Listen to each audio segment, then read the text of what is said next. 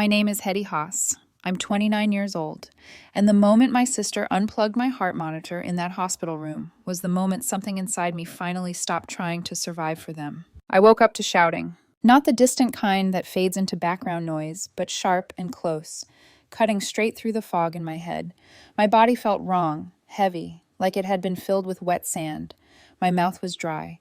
My chest burned every time I tried to breathe too deeply. For a few seconds, I didn't know where I was. Then memory came back in fragments, metal crunching, my car spinning sideways, the scream of tires, a man's voice yelling that help was coming, sirens, cold air, hands pulling me out. Hospital. I opened my eyes to fluorescent lights and the steady mechanical beeping beside me. My left arm was wrapped. One leg sat stiff in a brace. A dark bruise bloomed along my ribs, aching with every breath. And standing at the foot of my bed, arms crossed like she was inspecting damaged furniture, was my older sister, Tessa. God, she said, wrinkling her nose.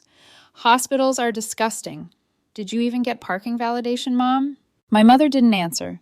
She'd already claimed the chair by the window and was scrolling through her phone, thumb moving lazily like this was a mild inconvenience instead of the aftermath of a crash that could have killed me. I didn't speak. I wasn't sure I could. My throat felt scraped raw, like I'd been screaming for hours, even though I hadn't made a sound. Tessa leaned closer, eyes flicking from the IV to the heart monitor, then back to my face. So dramatic, she muttered. You totaled your car for what? A couple cracked ribs and a sprain? She smiled, like she'd just delivered a clever punchline. That car was junk anyway. My mom chuckled softly without looking up. Something inside me went still. This was familiar. This was the part where I stayed quiet, stayed small, let them talk themselves out. They'd get bored eventually. They always did. Tessa reached toward my chest. This beeping is annoying, she said, fingers brushing the cord. Honestly, Hetty, you've always faked being sick, ever since we were kids. Before I could react, before I could even process what she was doing, she yanked the cord free. The screen went dark. The room fell silent. I didn't scream. I didn't move.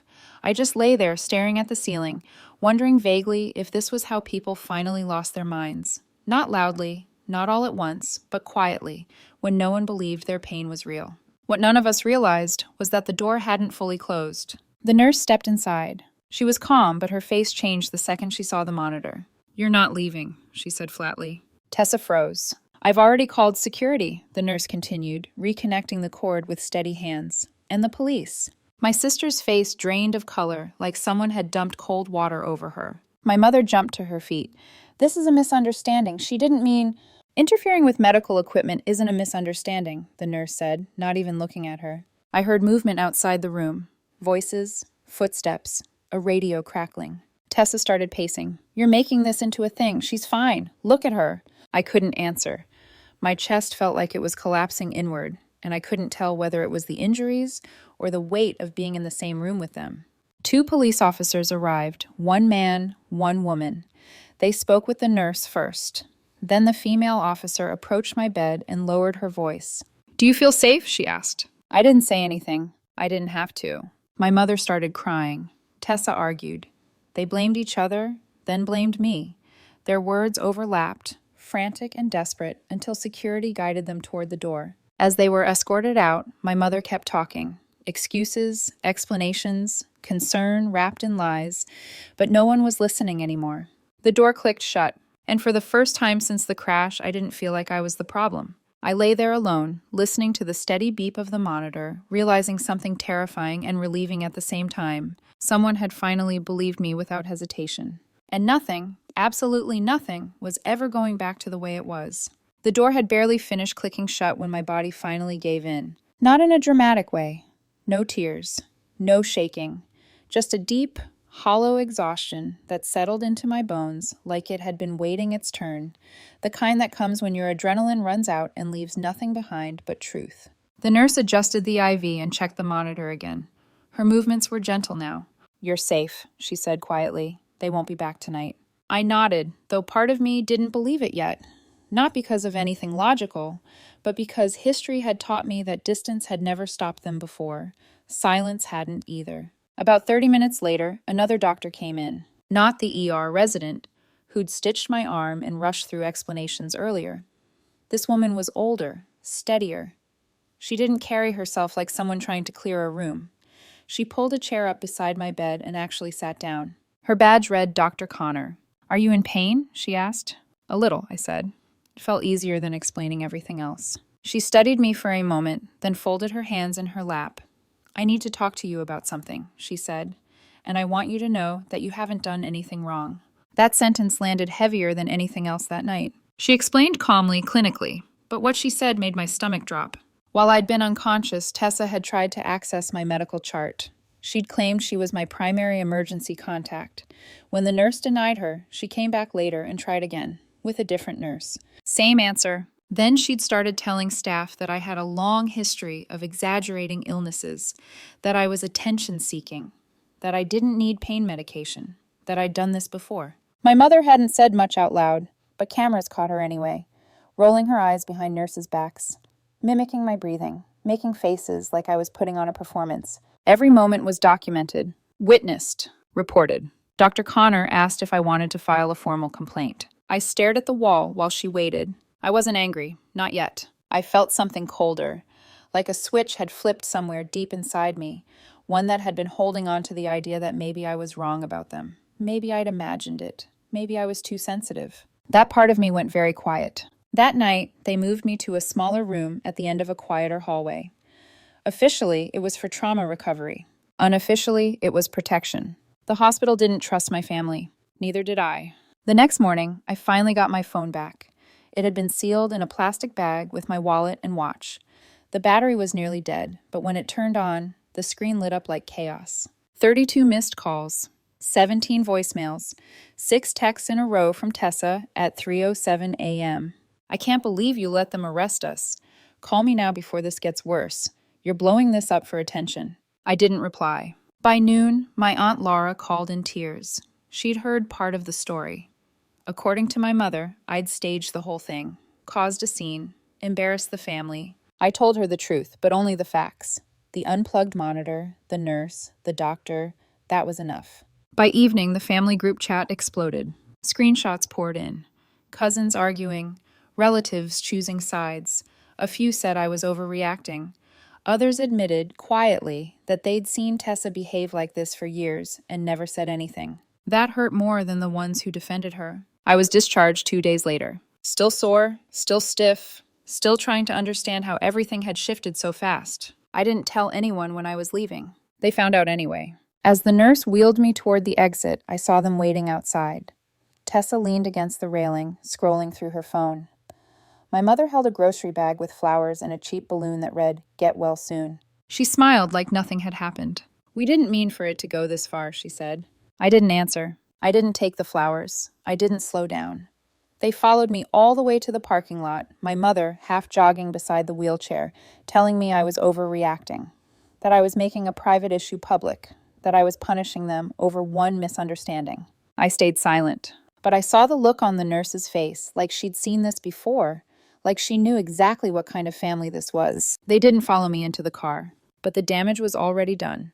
When I got home, I didn't unpack. The suitcase sat in the hallway for 2 days, untouched. I kept checking the locks, turning on the porch light, even during the day. Every passing car made my shoulders tense. It wasn't paranoia. It was experience. The first sign came as a voicemail from my landlord. He said someone had called asking about my lease, about spare keys. She claimed she was my sister. He'd asked for ID verification. She hung up. I didn't need to ask which sister. And that was when I realized the hospital hadn't been the end of it. It had only been the beginning. After the voicemail from my landlord, I didn't sit down for a long time. I stood in the middle of my living room, phone still in my hand, staring at nothing. The walls felt thinner. The air felt watched. Every normal sound, the hum of the refrigerator, the tick of the clock, felt suddenly too loud, like it might give me away. I locked the door again, even though I'd already locked it. Then I checked the windows, then the back door, then the door again. I told myself to breathe. The next call I made was to my bank. Then another. Then a credit union I barely used anymore. The one I'd opened years ago, when my mom had surgery and I wanted to help with hospital bills. At the time, it had felt responsible, mature. Now it felt like a trap I'd built for myself and forgotten about. The numbers on the screen didn't make sense at first. I refreshed the page, then again. The balance had dropped sharply. 2 withdrawals, both just under the amount that would trigger a fraud alert, spaced carefully apart. I felt cold all over. I didn't call my mother. I didn't call Tessa. I closed the account immediately, removed my name from anything joint, and changed every password I could think of: banking, email, utilities, cloud storage. Then I did something I should have done a long time ago. I bought cameras, one for the front porch, one for the side door, one for the living room. I told myself it was temporary, just until things settled. The technician came the next day. He was polite, efficient, asked if I'd had break-ins before. I didn't answer. I just told him to make sure everything uploaded to the cloud. That night, I slept for more than 4 hours straight for the first time since the accident. The kind of deep sleep where you forget where you are when you wake up. Until the banging started. It wasn't a knock. It was a heavy thud, like a shoulder hitting the door. Then another. Then yelling. "Hetty, open the door!" I didn't move. I stayed frozen behind the couch, phone already in my hand, dialing 911 with shaking fingers. I knew the voices instantly. Tessa, sharp and furious. My mother, calmer, smoother, saying the same things she always did. "Let's not make this worse. Talk to us like adults. You owe us that." I didn't respond. The operator told me to stay inside and not engage. I could hear my mother outside talking about lawyers, about power of attorney, about how I wasn't thinking clearly. Then there was a crash. Something hit the door. I pulled up the porch camera feed on my phone. Tessa was holding a brick. The police arrived quickly, not sirens blazing quick, but fast enough. One officer stepped between them and my door. They tried to act casual, concerned, worried. They were told to leave. They didn't go far. They sat in a car across the street for over an hour, watching. That was when I called my Uncle Alan and my Aunt Laura. I told them everything. The hospital, the bank account, the landlord, the door, the brick. The way Tessa had looked, like she wasn't just angry, but entitled. They drove over that night and didn't hesitate to bring overnight bags. My aunt went straight to the kitchen and made tea like she lived there. My uncle checked every lock and said he'd stay up. I thought that meant the worst had passed. I was wrong. The next morning, I walked into the kitchen and stopped cold. The cabinet door under the sink had been ripped off its hinge. Every dish inside shattered across the floor. The window above the sink was forced open, just enough for a hand or a tool. It wasn't random. It wasn't a warning. They wanted me to feel unsafe. And it was working. That afternoon, I got an email from my life insurance company. Confirmation of beneficiary change request. I hadn't made any changes. The request failed because the signature didn't match. But they had my policy number, my personal details. That scared me more than the broken glass. My uncle called a lawyer. The questions became sharper. Police reports, financial access, medical records, hospital documentation. "This isn't just emotional abuse anymore," the lawyer said. "This looks criminal." By the end of the day, I closed everything. New bank, new locks, extra bolts, window bars. No information shared with anyone if my mother or sister asked. That night, at 12:17 a.m., the porch camera alert went off. A man I didn't recognize stood outside my door, phone pressed to his ear. He said my name, like he expected me to answer. Then he left. I called the police again. 2 days later, my cousin sent me a screenshot of a post Tessa had made online. People who betray family don't realize how replaceable they are. After that, something inside me went very quiet. And I knew this wasn't about reconciliation anymore. It was about survival. After the man on the porch, no one pretended this was a misunderstanding anymore. The police took the footage seriously this time. Not just notes and nods, but actual follow-up questions. Names, timelines, copies of the hospital report, the attempted insurance change, the withdrawals. My Uncle Alan became methodical in a way I'd never seen before. He kept a folder on the dining table and added to it quietly, page by page. Dates, screenshots, statements. He didn't raise his voice. He didn't rant. That scared me more than anger would have. 2 days later, my cousin texted me another screenshot, this one from a private family group. My mother had been asking questions. Careful ones. How much I might have inherited from Grandpa, whether I'd ever updated my will. There was no inheritance, just assumptions. That night, Alan made calls. I didn't hear most of them, but I saw the result. The next morning, he told me my mother and Tessa had been removed from the family business account, an account they'd never worked for but still collected dividends from. He also froze the small emergency trust our grandfather had left behind, one they'd been dipping into through guilt and vague emergencies for years. "I should have done this sooner," he said. I'm sorry. I didn't know what to say. At 8:45 that evening, they showed up again. No warning, no apology. My mother waved a folder like it proved something. Tessa pushed past the doorway before anyone could stop her. They didn't want to talk. They wanted control. You've poisoned everyone against us, my mother said, her voice shaking, not with fear, but with rage. You've destroyed this family. Tessa knocked over a lamp. Stop playing the victim, she snapped. You're not that fragile. When my aunt told them to leave, my mother turned on her instantly, accused her of wanting my money, of manipulating me. That's when my uncle stepped between them. He didn't shout. If you say one more word, he said evenly, I will cut you out of every remaining asset tied to this family. Silence filled the room. Then he turned to me. Hetty, he said gently, do you want them here? My heart pounded so hard I could hear it in my ears. No, I said. It wasn't loud, it wasn't angry. It was final. They were told to leave, or the police would be called again. This time, they didn't argue. They knew what they'd lost. Access. That night, the locks were changed again. I slept on the couch, watching the window. Not because I expected them back, but because I needed to believe they might not come again. The fear didn't disappear, but the power shifted. And for the first time, it wasn't in their hands. The morning after they were finally gone, the house felt different. Not peaceful, not yet. Just empty in a way that made sound travel too far. Every creak of the floorboards felt louder without the constant tension filling the space. I sat on the edge of the couch, wrapped in a blanket, watching dust float through the sunlight like it had nowhere else to be. I didn't tell anyone I was leaving. Not my cousins, not friends, not even neighbors. The fewer people who knew, the safer it felt. I packed early in the morning, one suitcase, nothing sentimental, clothes, documents, the folder my uncle kept, everything else I donated or left behind. It didn't feel like moving. It felt like escaping. The apartment I found was small and old, 2 hours away. Beige walls, thin carpets, locks that actually worked. Neighbors who nodded but didn't ask questions. That was enough. The first few nights were the hardest. The silence pressed in, unfamiliar and sharp.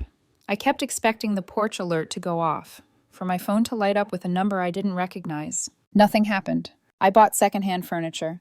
My uncle helped hang curtains. My aunt filled my kitchen with food like she was afraid I'd forget to eat. They visited often, but never pushed, never asked for explanations, never demanded forgiveness. They just showed up. The restraining order held. No calls, no strangers, no cars parked too long outside my building. I heard once, through a cousin, that my mother had said, "You were right." I didn't respond. The money was gone. They drained it. When they couldn't take more, they tried fear. When fear didn't work, they moved on. And I let them. I stopped caring what story they told about me. What mattered was that they didn't know where I was anymore, that my life had become small, quiet, and mine. Some days were heavy. Loneliness came in waves. You don't feel free right away when you leave people who hurt you. You grieve what never existed, the family you kept hoping would change. But eventually, the silence softened. One weekend, my aunt asked if I was happy. I don't know yet, I said honestly. But for the first time in a long time, I felt like myself.